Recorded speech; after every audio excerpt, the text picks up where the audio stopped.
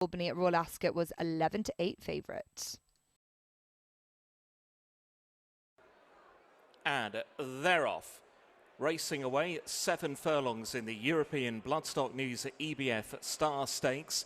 And through the opening furlong in the Grey Silks, Fallen Angel is one of the first ones to show, from Soprano to the inside, a little wider out in Mini. The green and white silks of the noseband, and Mini just about level now with Fallen Angel. Soprano's a little keen just in behind those two. Then Expensive Queen ahead of Shuwari, those red and white colours. Into that far bend, they're followed through by Grey's Inn in the 2 shades of blue. Next is newcomer Romanova, who's racing to the outside of the African Queen, and Lava Stream is the tail ender. They're racing their way back towards home, approaching the final half a mile. Fallen Angel leads by a half a length. Mini racing there in second position.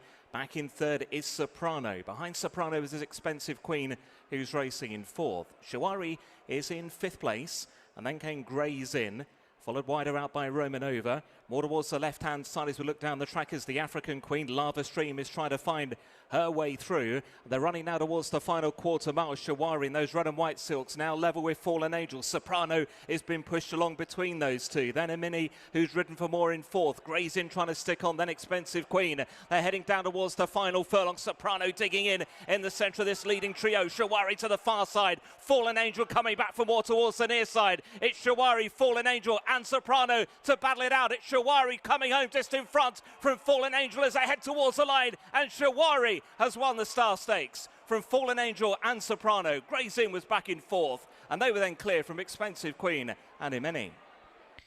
Shuwari wins the Star Stakes at 9-4 for Oisin Murphy and Ollie Sangster in the colours of Mrs. B Sangster and Ballylynch partnership. Second, Fallen Angel at 4-1. Third, Soprano, the 11-8 favourite. Shuwari remains unbeaten, and it's a big race success in just his first season for trainer Ollie Sangster, and this looks like a very good purchase indeed. Shuwari, he looked good and potentially above average when winning on debut, but this was a different kind of contest. She had to knuckle down deep, but she clearly relished the going conditions, was able to see it out from the quite keen going Fallen Angel and Soprano in third. It's Ollie Sangster's first season with a licence, and already he has won the listed Star Stakes with Shuwari, a really talented filly who's won both of her starts. Is very adaptable. You must be really pleased with that. Yeah, delighted. Oisin gave her a lovely ride and thrilled, yeah. And coming here today, bearing in mind that she'd won on fast ground at Newbury, were you worried when you saw how much rain that Sandown had had? Yeah, very cautious. I was on the fence this morning, to be honest, when we saw the report from last night, but I spoke to John O'Connor, one of the partners of Ballylynch this morning, who obviously stand New Bay, and he was kind of fairly confident that they do go on the ground, so we thought we'd take our chance, and if she didn't handle it, we'd give her an easier race. And anyway, she dug deep, and we were delighted, yeah. What did Oisin have to say about her when he came back in?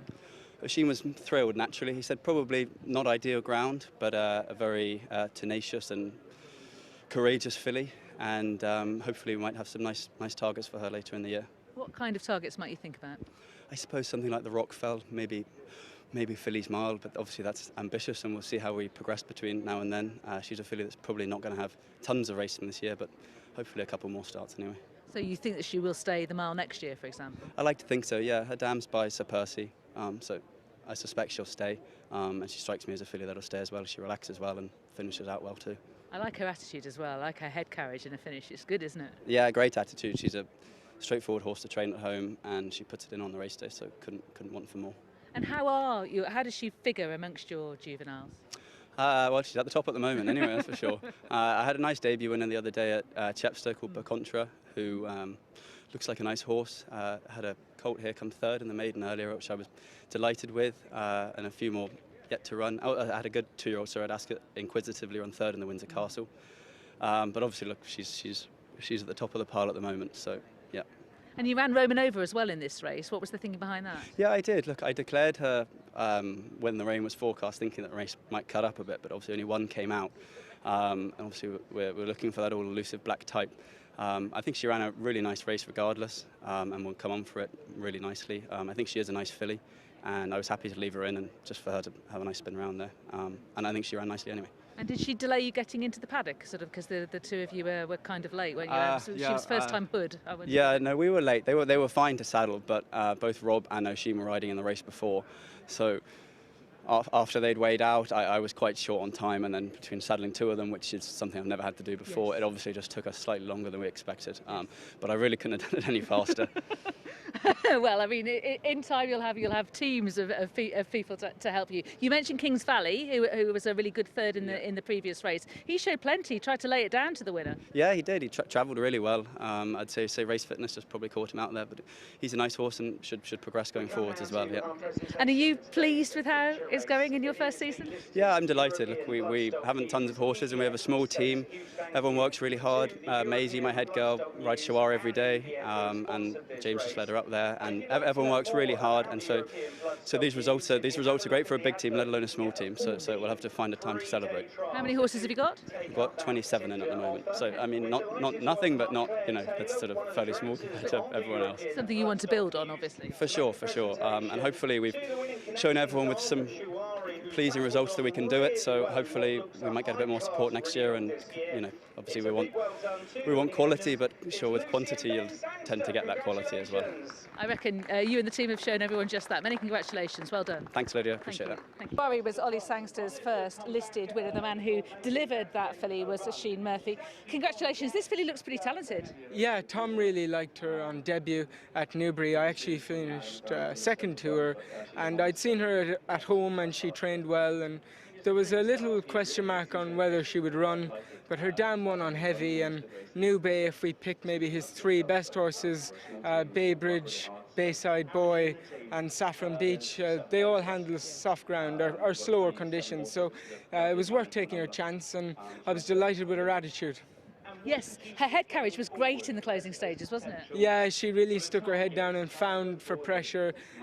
She travelled a little bit in snatches, and I'm sure she'd improve for going another furlong, Lydia. I'm quite certain that she's still learning, but that there is enough stamina to go a furlong further. And would you describe the ground out there as soft as officially given? I would, but not heavy. There might be some patches, just I haven't ridden over them, but you know, yesterday I felt like it was very squishy on top, but it hadn't gone down, and obviously we got a deluge of rain overnight, but we're basically on fresh ground today, so you know, it's riding a nice surface, really. And did she manage, or did she like the ground? No, she just got through it. I was having a look down, walking out towards the track to see if she had big feet because of that theory, and she doesn't, but she got through it. I mean, I only came on the bridle really when I switched into space from 3 furlongs out, and then obviously I didn't want to get there too soon. But it's great for Ollie. He gets up very early in the mornings, and he has a young team of staff, mostly young riders, and they're being rewarded for the hours they're putting in. And do you ever go there to ride out? Yeah, I have been. Martin and Freddie Mead train on the other side of the property. It's obviously a massive estate, and yeah, I make myself present there pretty regular.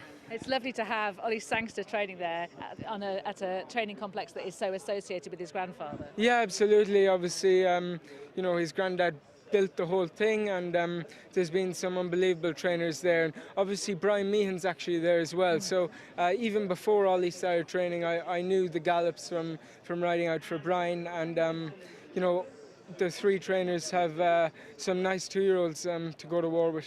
And with this filly, would you advise him to stick to 7 for now or go up to a mile?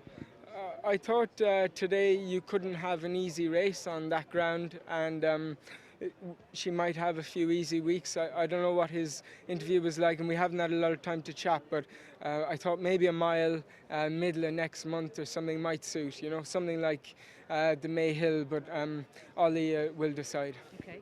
Looking ahead to the weekend, you're at Ascot on Saturday, and you've got Sunway to look forward to in the Passeterie, the 7 furlong listed. Yeah, I'm really looking forward to him. I've ridden him at home since his debut victory here.